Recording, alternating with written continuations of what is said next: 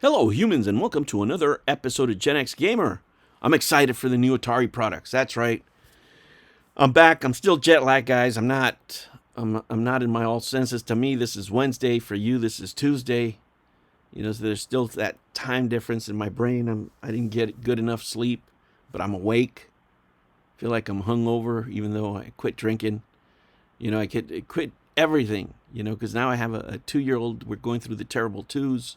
Right, probably the hardest thing for me is watching my language. Right, I got a mouth like a sailor, and now with the baby learning how to talk, I got to watch my words because she wants to repeat everything. Right, so let's talk about instead of what I'm ordering from Atari. I'm all bricked up for Atari, as they say. And the first thing that I ordered here is I ordered the 2600 plus Pac-Man edition game bundle. Why did I order the bundle? Right, it wasn't just enough to have the console, which mostly, if I'm being sincere here, guys, it's going to be a display piece. But it's these pack-in games. Let me tell you that made me purchase it, and it's clearly a nostalgia purchase for me. This product is not for everyone. Just let me enjoy it, okay? I don't want to hear the criticism. I wish I could just, don't you wish you could just buy crap now without having like 10 negative videos, but whatever you like. It doesn't matter what you like, right? It doesn't matter what product you like. There's going to be more negative videos about what you want to buy than there is positive. Why? Because negative sells, right? That's what the algorithm rewards. If you're negative about stuff and you start talking smack about anything, especially people, you're going to get more views. And in these days where a lot of content creators have walked away from making actual retro content to turn to politics mostly, because that's what the algorithm is rewarding. That's what they're doing. I can see talking about politics during election times. Whoever you support, that's cool.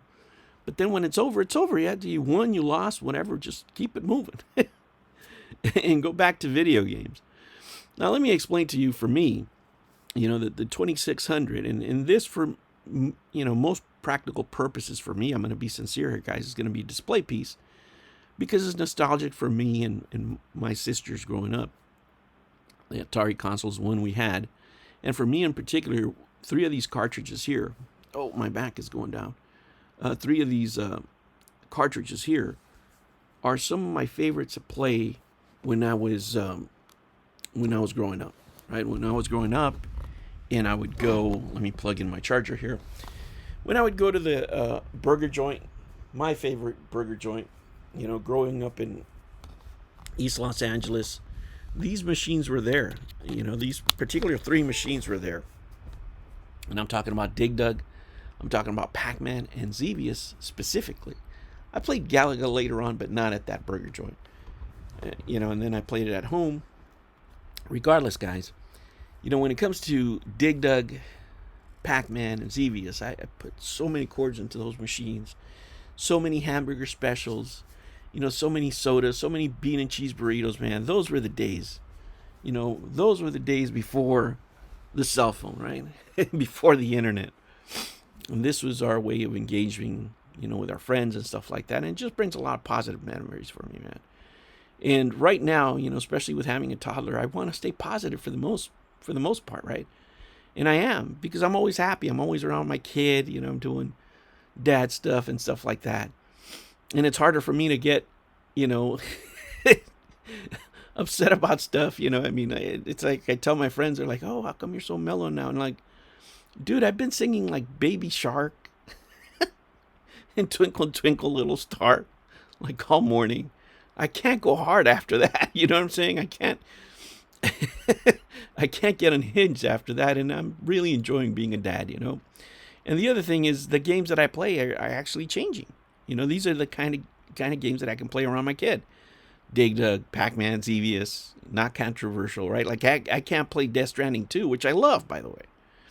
But I can't play when she's around, and that game requires time.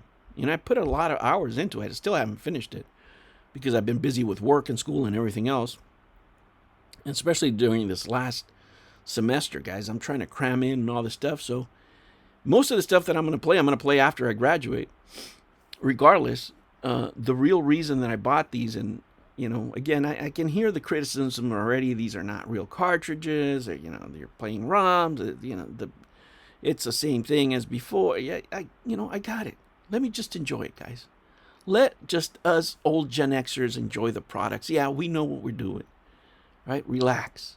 This is our brand. It's sort of like people when you buy Nikes, right? When you buy Jordans, that's your brand, and you buy stuff. That's the way it is with Atari, man. And we support Atari. And let me tell you, it's just not only support out of nostalgia. I've been telling you for the longest time, right? Ever since I saw this product come out, that this is what I was most excited for, more than the Nintendo Switch 2. And I wasn't joking, right? Because to me, video games, especially newer video games or retro video games, it's all about innovation, different control schemes. This is not something that you see on consoles now. Everything's the same. Even when you're talking about emulation portables, now you're getting more innovation than you do in the big three. Now you're getting, handhelds that are coming out with 2 screens. This particular one here, you don't have to spend $1,000 like you would need for, the new Xbox handheld. But look at this. You got a trackball. You got your D-pad. You got a spinner. What else do you want? Number pad? There you go. It's different. I'm tired of the same thing. Everything's just leading to uniformity. And that's my big criticism out of the big three. They talk so much about diversity. Diversity this, diversity that, diversity the other.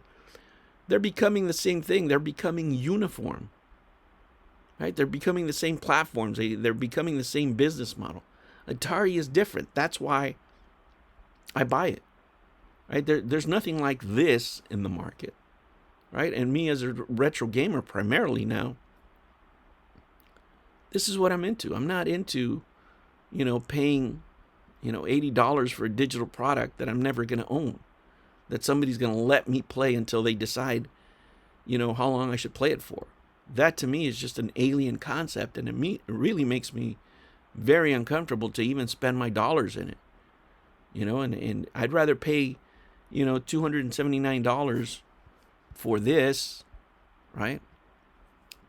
Than spend, $300 on a collector's edition where you're not even going to own the game. Which one's the better value? Realistically. I'm going to have these cartridges, whatever you don't want to talk about them, they're mine. Right? Nobody's going to come and turn them off. Nobody's going to take them off my my console. And the control schemes that Atari's doing now, they're experimental, I would say, but that's a good thing. That's how you learn. That's how we came up with better controllers. I'm particularly interested in these two. They've only announced the one on the left, like for the Game Station Pro, but I'm really looking forward to this. It looks like a fighter stick with a spinner. Got a number pad in there. Interesting. I'm thinking ColecoVision, guys. I don't know who else is, but I am. And hopefully Atari can keep acquiring more brands. Let me tell you something. If Atari was to get ColecoVision, man, that would be the trifecta, right? That really would be it. They already have Intellivision, and I'm hopeful for Intellivision by having these number pads here, whether it's through the homebrew community or Atari itself that can update it later. Maybe we can get some Intellivision product in here, but this is why I'm bricked up, as I say, for the Atari Game Station Go. I think it's worth the value. I think just the console itself, even if it just had a few games, $150 would be a fair price, but you get 200 games, and you get the retro reimagined Ataris in there. You get like 5 titles or something. I think that's worth the value, and this is my other pre-order, right? For the gamepad, I'll probably wait until I see how this is controlling, but you can buy a separate pad. I can't even say I'm going to play with my wife because my wife plays video games, but really my wife only plays one video game now. She used to play N64, but the only thing she plays now is The Sims. She plays like The Sims 2, not even the newer versions. The Sims 2 she's playing right now. So this is going to be for me alone. If I decide to purchase the controller later, maybe I will. But right now I got to start thinking about Christmas. Believe it or not, man, what a Christmas it's going to be. All right, humans. Thank you for joining me. I hope you guys are having a blessed Tuesday. I thank you for stopping by, to talk about retro video gaming, what's going on, new retro video gaming. I really wish you have a blessed, productive day out there, right? Stay focused, stay on your goals, man. You're going to make it happen. You will make it happen. Make sure you like and subscribe, and I will catch you on the next one. All right, guys, take care.